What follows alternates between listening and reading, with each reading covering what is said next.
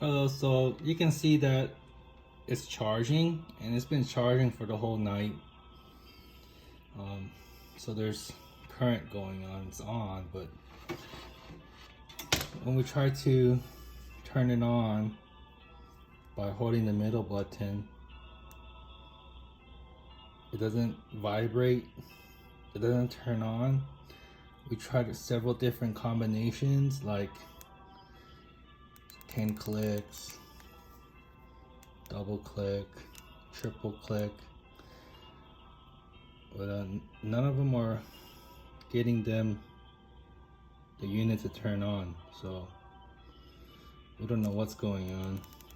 Nothing's working.